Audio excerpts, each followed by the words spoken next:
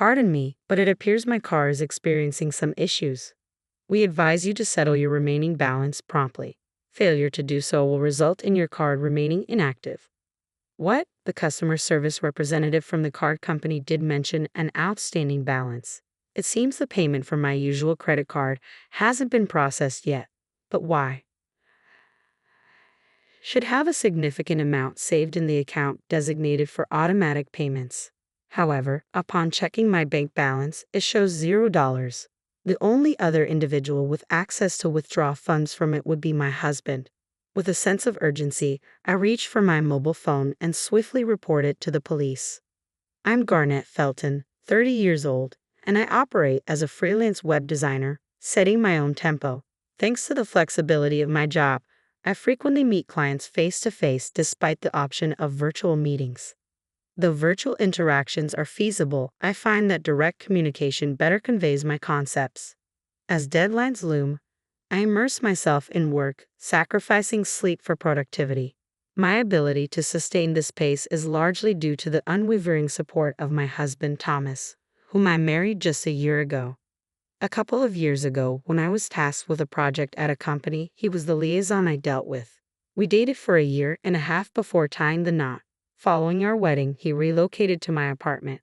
However, a significant issue has emerged in my life revolving around Thomas's parents. They have a lax approach to finances and often find themselves strapped for cash. Thomas and I divide our living costs evenly. Given my higher income, I typically cover all expenses for the month, with him reimbursing me half at the start of the subsequent month. However, when I mentioned this month's expenses to Thomas as usual, he seemed annoyed and remarked, "Look, money's a bit tight right now.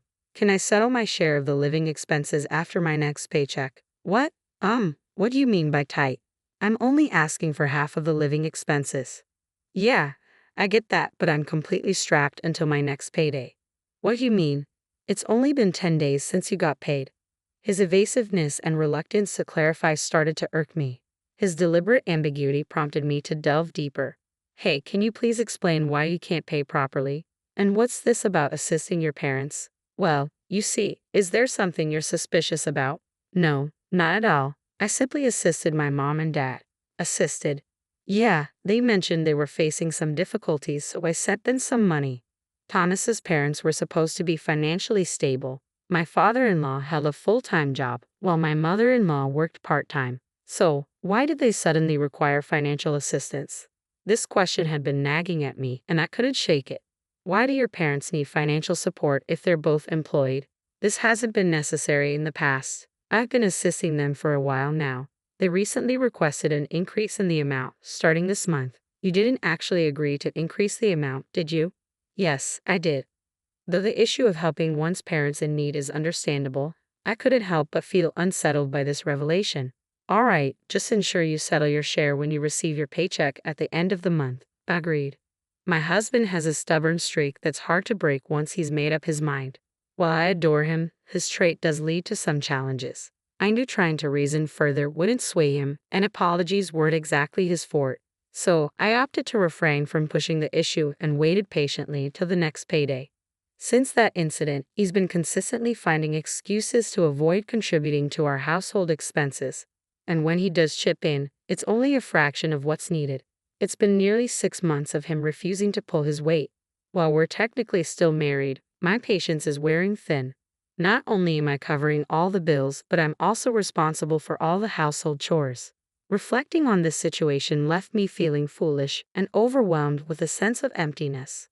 One late night, he stumbled in, his cheeks flushed from alcohol.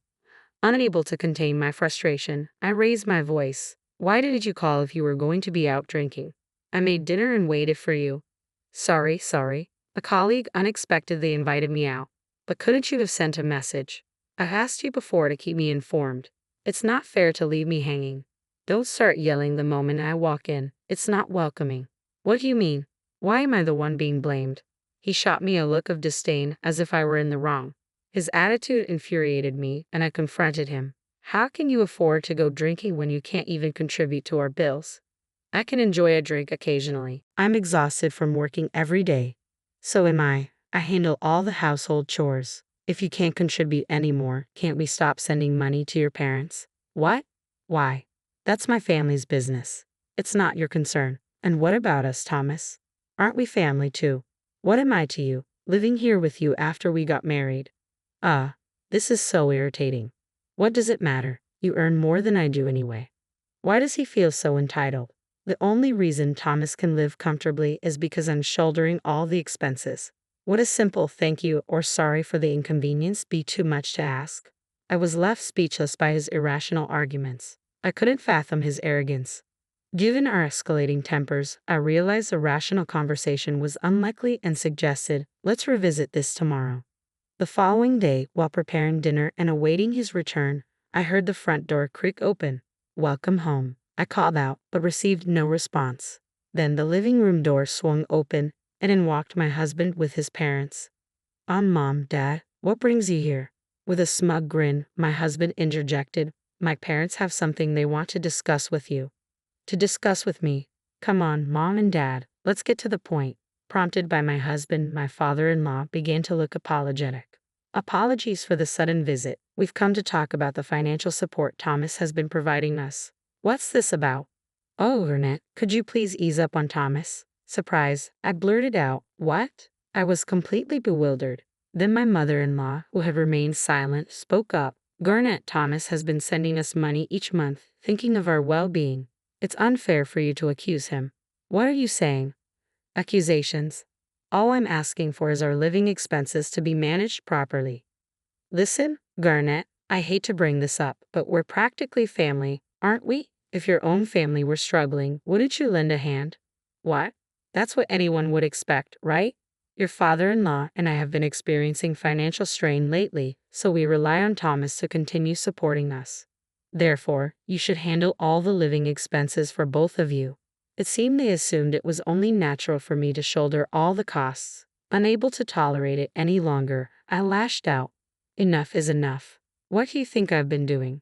Managing all the household chores and covering every living expense. How is that fair? Isn't it what married couples do?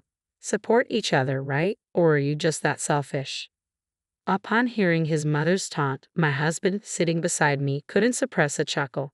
That evening, despite my efforts to reason, they remained obstinate. They finally departed well past 9 p.m. Once they were gone, my husband abruptly handed me signed divorce papers. In disbelief, I questioned, what's this? It means exactly what it says, he retorted. Peering down at me, he declared, if you persist in defying me, I'll end our marriage. Are you serious? Absolutely. If you don't want a divorce, then simply obey. Your role is to follow, not lead. I knew I should have stood my ground, but I felt utterly drained. Perhaps trying to reason with Thomas before the situation worsened was futile. Perhaps divorce was the only option. The decision was swift. The following day, I signed the divorce papers Thomas had given me and headed to City Hall. The documents were processed, and just like that, I was single once more. Now that I'm finally liberated, I'll soon find my own place and embrace independent living. Feeling rejuvenated, I opted to indulge myself with a shopping trip to the department store. Working predominantly from home with outings limited to client meetings, it had been quite some time since I splurged on myself, especially given the recent strain of covering all expenses. Today, however, I've decided to treat myself. With that resolve, I ventured into the women's clothing section. After trying on a couple of dresses, I settled on 2 favorites. At the checkout, as I handed over my credit card, the cashier's troubled expression caught my attention. I'm sorry, ma'am. It seems we're unable to process this card. What? That's impossible. I've used it recently to purchase a new tablet for work without any issues. Why the sudden problem now? Racing home, I dialed the card company's number. Upon explaining the situation to the operator, she delivered startling news. We require immediate payment of the outstanding balance, or your card will be rendered unusable. Outstanding balance. Indeed, last month, we were unable to debit your card usage from your account. Is this plausible? Please verify your bank account balance. After ending the call, I swiftly accessed my bank account online, the very account from which my card draws funds. Initially reserved for personal savings, it now solely serves my card transactions. If memory serves, there should be $5 million within, but the balance reads 0. Just before the card's due date, the entire $5 million had been withdrawn. What on earth was happening? A chilling suspicion gripped me. Could it have been Thomas? But who else had access? Our bank book and ATM card were stored together, only accessible to the both of us, meaning Thomas was the only other person who could have withdrawn from my account. I waited for his return, then confronted him. Hey, did you withdraw money from my account? He smirked, let out an exasperated sigh, and replied, clearly irritated. Oh, you figured it out. Thought I did a pretty good job of covering my tracks, huh? I can't believe this. Why would you do that? Why? For my parents, of course. I gave them your $5 million. What did you just say?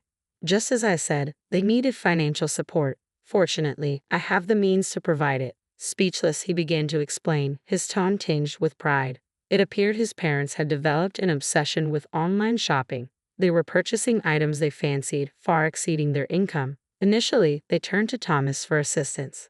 However, as their spending spiraled out of control, they began to demand more. They started purchasing multiples of the same items, gifting them to neighbors. Before they knew it, their monthly expenses surpassed $500,000, a sum Thomas couldn't manage alone. So, he withdrew the $5 million from my account. After he finished explaining, he remarked, "You shouldn't complain. They're your family too. Consider it looking after them. Don't make a fuss over a mere $5 million. In that moment, I found myself dialing the police on my cell. Hello, police. I want to report a break-in and theft. My address is... Thomas watched me with wide eyes as I ended the call. He shouted, "Hey, what are you doing? Did you just call the police?" Police. Why wouldn't I? There's been a break-in and theft, right? Calling it theft is exaggerating. This is my house. I firmly reminded a flustered Thomas. We're no longer a couple. In fact, I'm the one renting this place, so technically, it's not your home, is it? We're not together anymore, remember? The divorce papers you signed yesterday, I'd already submitted them. So in other words, this is my place and you're just a stranger here, an intruder, right? You've got to be kidding me. Call them back and cancel the report. Waving my phone angrily at him, I warned, if you lay a finger on me, I'll call the cops again. Just so you know, they're already on their way. You can't escape now. Why don't you just admit what you've done? Whoa, hold on. We loved each other, didn't we? How did it come to this? Love each other? I scoffed. Don't try to feed me that nonsense. Whose fault do you think all of this is? It all began because you blindly supported your irresponsible parents. You can't just act recklessly and expect forgiveness. Who would forgive someone as despicable as you? What a fool. Fool? Do you even know who you're talking to? I'm talking to you. Like parents, like child. Because you were raised by parents who were careless with money, you think it's acceptable to deplete someone else's savings. I hope the police give you a stern lecture and you feel the weight of those $5 million. Just then, the police arrived and Thomas crumbled on the spot. Who's the suspect? Pointing at my husband, now cowering on the floor, I said, "It's him." Without a doubt. "All right, let's go. You'll need to come in for questioning," the officer commanded. All I wanted was to support my parents, but my pleas fell on deaf ears, and Thomas was escorted away by the police. However, the authorities deemed the incident a civil matter, explaining they couldn't intervene. Determined to seek justice, I sought legal assistance and demanded compensation for the misappropriation of my $5 million in savings, along with damages totaling $6 million. Naturally, Thomas and his parents couldn't afford such a sum. In the end, all three found themselves drowning in debt. Despite their financial woes, his parents continued their reckless spending habits, accruing even more debt. They eventually resorted to borrowing from loan sharks, living in constant fear of relentless debt collectors, desperately trying to remain unseen. On the contrary, I made the bold decision to sever all ties with Thomas and relocated to a new apartment. Fortunately, my career began to thrive, and my income surpassed my wildest expectations. Since parting ways with Thomas, everything in my professional life fell into place. In hindsight, I regret not divorcing him sooner. Despite the failure of my marriage, I recognized that my life was far from over. Taking lessons from this experience, I resolved to exercise greater caution in my future endeavors.